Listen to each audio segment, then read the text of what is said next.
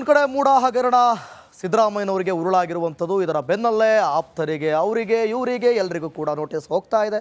ಈ ಬೆನ್ನಲ್ಲೇ ಮೂಡ ಮಾಜಿ ಆಯುಕ್ತ ನಟೇಶ್ಗೆ ಕೂಡ ಲೋಕಾಯುಕ್ತ ವಿಚಾರಣೆಯನ್ನು ಮುಗಿಸಿ ಹೊರಬಂದಿದ್ದಾರೆ ನಟೇಶ್.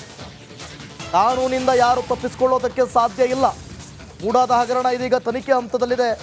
ಲೋಕಾಯುಕ್ತರ ಪ್ರಶ್ನೆಗಳಿಗೆ ಉತ್ತರವನ್ನು ನಾನು ಕೊಟ್ಟಿದ್ದೇನೆ. ಸತ್ಯ ಸುಳ್ಳು ತನಿಖೆಯ ಬಳಿಕ ವರದಿ ಹೊರಬೀಳಲಿದೆ. ವಿಚಾರಣೆ ಮುಗಿಸಿ ಹೊರಬಂದ ಬಳಿಕ ನಟೇಶ್ ಹೇಳಿಕೆಯನ್ನು ಕೊಟ್ಟಿದ್ದಾರೆ. ಸತ್ಯ ಯಾವುದು ಸುಳ್ಳು ಯಾವುದು ಕಾನೂನು ಮುಂದೆ ಯಾರು ಕೂಡ ತಪ್ಪಿಸ್ಕೊಳ್ಳೋಕ್ಕಾಗೋದಿಲ್ಲ ಅಂತ ಹೇಳಿ ಹೇಳಿಕೆಯನ್ನು ಕೊಟ್ಟಿದ್ದಾರೆ. ಏನು ಹೇಳಿದ್ದಾರೆ ನೋಡೋಣ. ಒಂದು ಪಕ್ಷ ನಾನು ಕಾನೂನಿನ ಪ್ರಕಾರ ನಡೆದುಕೊಂಡಿಲ್ಲ, ಇದು ಆಗಿದೆ ಅಂತ ಯಾರು ಕಾನೂನಿಗಿಂತ ದೊಡ್ಡವರಿಲ್ಲ. ಅದಕ್ಕೆ done something wrong, illegal, against the natural justice. I had to be penalized under law. No one can escape. ಒಂದು ರಾಜ್ಯ ರಾಜಕೀಯದಲ್ಲಿ ಇದೊಂದು ಕೆಸರರ ಚಾಟ, ಮತ್ತೊಂದು ಮಜಲು ಪಡ್ಕೊಳ್ತಾ ಇದೆ. ಕುಳ್ಳ ಕರಿಯ ವಾರು. ಕುಮಾರಸ್ವಾಮಿಯನ್ನ ರಾಧಿಕಾ ಕರಿಯ ಅಂದರೆ ಓಕೆ, ಜಮೀರ್ ಅಹಮದ್ ಕರಿಯ ಅಂದಿದ್ದು ಯಾಕೆ? ಮಾಜಿ ಸಂಸದೆ ತೇಜಸ್ವಿನಿ ಗೌಡ ಎಡವಟ್ಟಿನ ಹೇಳಿಕೆ. ಜಮೀರ್ ಹೇಳಿಕೆ ಸಮರ್ಥಿಸುವ ಭರದಲ್ಲಿ ಎಡವಟ್ಟು. ಕಾಂಗ್ರೆಸ್ ಕಚೇರಿಯಲ್ಲಿನ ಕಾರ್ಯಕ್ರಮದಲ್ಲಿ ಹೇಳಿಕೆ ಕೊಟ್ಟುಬಿಟ್ಟಿದ್ದಾರೆ. ಕುಮಾರಸ್ವಾಮಿ ಅವರನ್ನು ಜಮೀರ್ ಕರಿಯಾ ಅಂತ ಕರೆದ ವಿಚಾರ, ರಾಧಿಕಾ ಕರಿಯಾ ಅಂತ ಕರೆದ್ರು ಓಕೆ ಅಂತ, ಇವ್ರು ಯಾಕೆ ಈ ಥರ ಹೇಳಿಕೆ ಕೊಟ್ಟರು ಅಂತ ಅದೇ ಹೇಳೋದು. ಮಾತಿನ ಭರದಲ್ಲಿ ಎಡವಟ್ಟು ಮಾಡ್ಕೊಂಡ್ಬಿಟ್ಟಿದ್ದಾರೆ. ಮೊದಲೇ ಇದು ತಾರಕಕ್ಕೇರ್ತಾ ಇದೆ. ಇವರು ಈ ಥರದೊಂದು ಸ್ಟೇಟ್ಮೆಂಟನ್ನು ಕೊಟ್ಟಿದ್ದಾರೆ. ನೋಡೋಣ ಏನು ಹೇಳಿದ್ದಾರೆ ಅಂತ.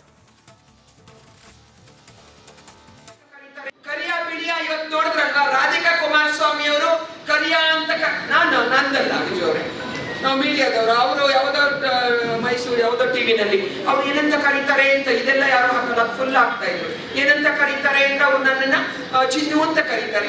ನೀವೇನಂತ ಕರೀತೀರಿ ಹೇಳಲೇಬೇಕಾ? ಹೇಳಿ ಅಮ್ಮ. ಅದಕ್ಕೆ ಅವ್ರು ಕರಿಯಾ ಅಂತ ಕರಿತೀನಿ.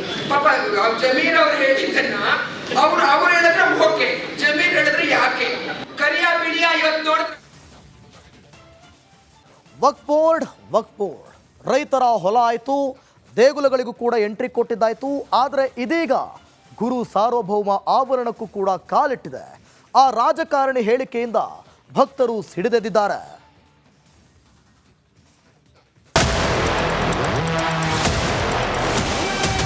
ಈಗ ವಕ್ಫ್ ಮಂತ್ರಾಲಯ ಜಾಗ ಯಾರು ಕೊಟ್ಟವರು?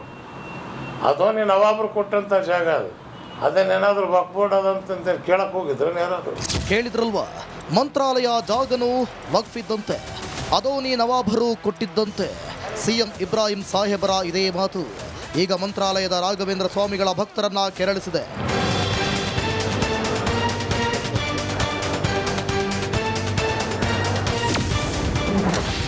ಇಬ್ರಾಹಿಂ ಮಾತಿಗೆ ಸಿಡಿದ ರಾಯರ ಭಕ್ತರು. ಸರ್, ಅವ್ರು ಹೇಳಿರೋದು ಇದು ಸರಿಯಿಲ್ಲ. ಇದು ನಮ್ಮ ಪೂರ್ವಜರು ಮಾಡ್ಕೊಂಡು ಬಂದಿರೋದು ಆಸ್ತಿಗಳು. ಅವ್ರು ಇವು ಬಂದ್ಬಿಟ್ಟು ನಮಗೆ ಹೋಗ್ಬಿಟ್ಟು ಸೇರಿದ್ದು ಅಂದರೆ ಕೊಡೋಕ್ಕಾಗಲ್ಲ. ಮಂತ್ರಾಲಯ ನಮ್ಮ ಪೂರ್ವಜರ ಆಸ್ತಿ. ಈಗ ನಾವು ಅವ್ರ ಮಸೀದಿಗೆ ಹೋಗ್ಬಿಟ್ಟು ಅದೇ ಥರ ಇದು ಹಿಂದೂ ಇದಕ್ಕೆ ಸೇರಿರೋದು ಅಂದರೆ ಅವ್ರು ಒಪ್ತಾರ? ಇಲ್ಲ ಅಲ್ವಾ? ಹಾಗಾಗಿ ಇದು ಸನಾತನ ಧರ್ಮದಿಂದನೂ ಇರತಕ್ಕಂಥ ಮಠ. ವಕ್ಫ್ ಬಂದಿದ್ದೆ 1955ರಲ್ಲಿ. ಈ ವಕ್ಫ್ ಬಂದಿದ್ದೆ 1955. ರಾಘವೇಂದ್ರ ಮಠ ಇದ್ದಿದ್ದು ಯಾವಾಗಿಂದ? ರಾಘವೇಂದ್ರ ಸ್ವಾಮಿ ಪುರಾತನವಾದ ಸನಾತನ ಧರ್ಮದಿಂದನೂ ರಾಘವೇಂದ್ರ ಮಠ ಇದೆ. ಅದು ಹೇಗೆ ವಕ್ಫ್ ಬೋರ್ಡ್ಗೆ ಸೇರುತ್ತೆ ಅನ್ನೋದು ಮೊದಲು ಕಂಡುಕೊಳ್ಬೇಕು. ಏನಾದರೂ ತಗೊಂಡು ಹೊಡಿಬೇಕು. ಎಲ್ಲ ನಮ್ಮ ಶಿವಾಲಯಗಳು ಟೆಂಪಲ್ಗಳ ಮೇಲೆ ಅವರೆಲ್ಲ ಮಸೀದಿಗಳು ಮಂದಿರಗಳು ಮಾಡ್ಕೊಂತ ಹೋಗಿದ್ದಾರೆ. ಅವ್ರು ಹಂಗಂತ ಹೇಳಿದ್ರೆ ನಮ್ಮ ಶಿವಾಲಯದ ಮೇಲೆ ನಾವು ಮಂದಿರಗಳು ಮಸೀದಿಗಳನ್ನ ಕೆಡವಿ ಮಂದಿರಗಳನ್ನ ತಗೋಬೋದಲ್ಲ ವಾಪಸ್. ಮಂತ್ರಾಲಯ ಜಾಗದ ಈ ವಿವಾದದ ಬಗ್ಗೆ ಖುದ್ದು ಸುಬುಧೇಂದ್ರ ತೀರ್ಥರೇ ನಾಳೆ ಸುದ್ದಿಗೋಷ್ಠಿ ನಡೆಸಿ ಸ್ಪಷ್ಟನೆ ನೀಡಲಿದ್ದಾರೆ. ಓಂ ಪ್ರಕಾಶ್ ಮುನ್ನೂರ್, ರಿಪಬ್ಲಿಕ್ ಕನ್ನಡ, ರಾಯಚೂರು. ಒಂದು ಕಡೆ ಮೂಡ ಹಗರಣ ಸಿದ್ದರಾಮಯ್ಯನವರಿಗೆ ಉರುಳಾಗಿರುವಂಥದ್ದು. ಇದರ ಬೆನ್ನಲ್ಲೇ ಆಪ್ತರಿಗೆ, ಅವರಿಗೆ, ಇವರಿಗೆ ಎಲ್ಲರಿಗೂ ಕೂಡ ನೋಟಿಸ್ ಹೋಗ್ತಾ ಇದೆ. ಈ ಬೆನ್ನಲ್ಲೇ ಮೂಡ ಮಾಜಿ ಆಯುಕ್ತ ನಟೇಶ್ಗೆ ಕೂಡ ಲೋಕಾಯುಕ್ತ ವಿಚಾರಣೆಯನ್ನು ಮುಗಿಸಿ ಹೊರಬಂದಿದ್ದಾರೆ ನಟೇಶ್. ಕಾನೂನಿಂದ ಯಾರು ತಪ್ಪಿಸಿಕೊಳ್ಳೋದಕ್ಕೆ ಸಾಧ್ಯ ಇಲ್ಲ. ಮೂಡಾದ ಹಗರಣ ಇದೀಗ ತನಿಖೆ ಹಂತದಲ್ಲಿದೆ. ಲೋಕಾಯುಕ್ತರ ಪ್ರಶ್ನೆಗಳಿಗೆ ಉತ್ತರವನ್ನು ನಾನು ಕೊಟ್ಟಿದ್ದೇನೆ. ಸತ್ಯ ಸುಳ್ಳು ತನಿಖೆಯ ಬಳಿಕ ವರದಿ ಹೊರಬೀಳಲಿದೆ. ವಿಚಾರಣೆ ಮುಗಿಸಿ ಹೊರಬಂದ ಬಳಿಕ ನಟೇಶ್ ಹೇಳಿಕೆಯನ್ನು ಕೊಟ್ಟಿದ್ದಾರೆ. ಸತ್ಯ ಯಾವುದು ಸುಳ್ಳು ಯಾವುದು ಕಾನೂನು ಮುಂದೆ ಯಾರು ಕೂಡ ತಪ್ಪಿಸ್ಕೊಳ್ಳೋಕ್ಕಾಗೋದಿಲ್ಲ ಅಂತ ಹೇಳಿ ಹೇಳಿಕೆಯನ್ನು ಕೊಟ್ಟಿದ್ದಾರೆ. ಏನು ಹೇಳಿದ್ದಾರೆ ನೋಡೋಣ. ಒಂದು ಪಕ್ಷ ನಾನು ಕಾನೂನಿನ ಪ್ರಕಾರ ನಡೆದುಕೊಂಡಿಲ್ಲ, ಇದು ಆಗಿದೆ ಅಂತ ಯಾರು ಕಾನೂನಿಗಿಂತ ದೊಡ್ಡವರಿಲ್ಲ. ಅದಕ್ಕೆ ಅದಕ್ಕೆ if I have done something wrong, illegal, against the natural justice, I have to be penalized under law. No one can escape. ಒಂದು ರಾಜ್ಯ ರಾಜಕೀಯದಲ್ಲಿ ಇದೊಂದು ಕೆಸರರ ಚಾಟ, ಮತ್ತೊಂದು ಮಜಲು ಪಡ್ಕೊಳ್ತಾ ಇದೆ ಈ ಕುಳ್ಳ ಕರಿಯ ವಾರು. ಕುಮಾರಸ್ವಾಮಿಯನ್ನ ರಾಧಿಕಾ ಕರಿಯಾ ಅಂದರೆ ಓಕೆ, ಜಮೀರ್ ಅಹಮದ್ ಕರಿಯಾ ಅಂದಿದ್ದು ಯಾಕೆ? ಮಾಜಿ ಸಂಸದೆ ತೇಜಸ್ವಿನಿ ಗೌಡ ಎಡವಟ್ಟಿನ ಹೇಳಿಕೆ. ಜಮೀರ್ ಹೇಳಿಕೆ ಸಮರ್ಥಿಸುವ ಭರದಲ್ಲಿ ಎಡವಟ್ಟು. ಕಾಂಗ್ರೆಸ್ ಕಚೇರಿಯಲ್ಲಿನ ಕಾರ್ಯಕ್ರಮದಲ್ಲಿ ಹೇಳಿಕೆ ಕೊಟ್ಟುಬಿಟ್ಟಿದ್ದಾರೆ.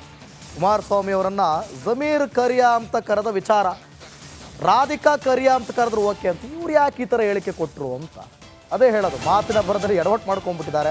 ಮೊದಲೇ ಇದು ತಾರಕಕ್ಕೇರ್ತಾ ಇದೆ. ಇವರು ಈ ಥರದೊಂದು ಸ್ಟೇಟ್ಮೆಂಟನ್ನು ಕೊಟ್ಟಿದ್ದಾರೆ. ನೋಡೋಣ ಏನು ಹೇಳಿದ್ದಾರೆ ಅಂತ.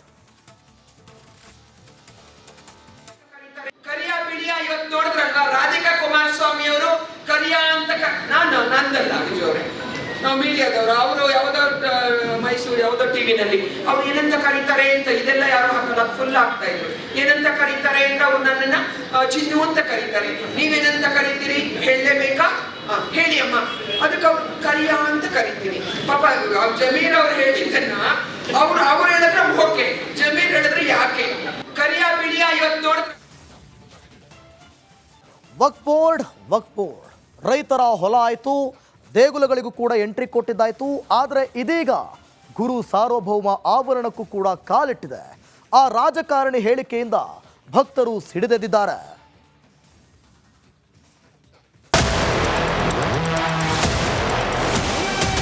ಈಗ ವಕ್ಫ್ ಮಂತ್ರಾಲಯ ಜಾಗ ಯಾರು ಕೊಟ್ಟವರು? ಅದೋ ನೀನು ನವಾಬರು ಕೊಟ್ಟಂಥ ಜಾಗ ಅದು. ಅದನ್ನೇನಾದರೂ ವಕ್ಫ್ ಬೋರ್ಡ್ ಅದಂತ ಕೇಳಕ್ಕೆ ಹೋಗಿದ್ರು ಯಾರಾದರೂ? ಕೇಳಿದ್ರಲ್ವಾ, ಮಂತ್ರಾಲಯ ಜಾಗನೂ ವಕ್ಫ್ ಇದ್ದಂತೆ, ಅದೋನಿ ನವಾಬರು ಕೊಟ್ಟಿದ್ದಂತೆ. ಸಿಎಂ ಇಬ್ರಾಹಿಂ ಸಾಹೇಬರ ಇದೇ ಮಾತು ಈಗ ಮಂತ್ರಾಲಯದ ರಾಘವೇಂದ್ರ ಸ್ವಾಮಿಗಳ ಭಕ್ತರನ್ನ ಕೆರಳಿಸಿದೆ.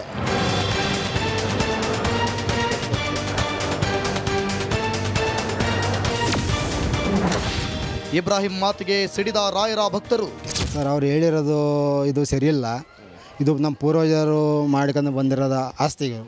ಅವ್ರು ಇವು ಬಂದ್ಬಿಟ್ಟು ನಮಗೆ ಒಗ್ಗಟ್ಟು ಸೇರಿದ್ದು ಅಂದರೆ ಕೊಡೋಕ್ಕಾಗಲ್ಲ.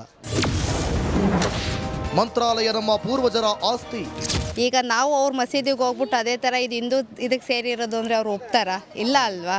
ಹಾಗಾಗಿ ಇದು ಸನಾತನ ಧರ್ಮದಿಂದನೂ ಇರತಕ್ಕಂಥ ಮಠ. ವಕ್ಫ್ ಬಂದಿದ್ದೆ 1955ರಲ್ಲಿ. ಈ ವಕ್ಕು ಬಂದಿದ್ದೆ 1955. ರಾಘವೇಂದ್ರ ಮಠ ಇದ್ದಿದ್ದು ಯಾವಾಗಿಂದ? ರಾಘವೇಂದ್ರ ಸ್ವಾಮಿ ಪುರಾತನವಾದ ಸನಾತನ ಧರ್ಮದಿಂದನೂ ರಾಘವೇಂದ್ರ ಮಠ ಇದೆ. ಅದು ಹೇಗೆ ವಕ್ಫ್ ಬೋರ್ಡ್ಗೆ ಸೇರುತ್ತೆ ಅನ್ನೋದು ಮೊದಲು ಕಂಡುಕೊಳ್ಬೇಕು. ಏನಾದರೂ ತಗೊಂಡು ಹೊಡಿಬೇಕು. ಎಲ್ಲ ನಮ್ಮ ಶಿವಾಲಯಗಳು ಟೆಂಪಲ್ಗಳ ಮೇಲೆ ಅವರೆಲ್ಲ ಮಸೀದಿಗಳು ಮಂದಿರಗಳು ಮಾಡ್ಕೊಂತ ಹೋಗಿದ್ದಾರೆ. ಅವ್ರು ಹಂಗಂತ ಹೇಳಿದ್ರೆ ನಮ್ಮ ಶಿವಾಲಯದ ಮೇಲೆ ನಾವು ಮಸೀದಿಗಳನ್ನ ಕೆಡವಿ ಮಂದಿರಗಳನ್ನ ತಗೋಬೋದಲ್ಲ ವಾಪಸ್. ಮಂತ್ರಾಲಯ ಜಾಗದ ಈ ವಿವಾದದ ಬಗ್ಗೆ ಖುದ್ದು ಸುಬುಧೇಂದ್ರ ತೀರ್ಥರೇ ನಾಳೆ ಸುದ್ದಿಗೋಷ್ಠಿ ನಡೆಸಿ ಸ್ಪಷ್ಟನೆ ನೀಡಲಿದ್ದಾರೆ. ಓಂ ಪ್ರಕಾಶ್ ಮುನ್ನೂರ್, ರಿಪಬ್ಲಿಕ್ ಕನ್ನಡ, ರಾಯಚೂರು.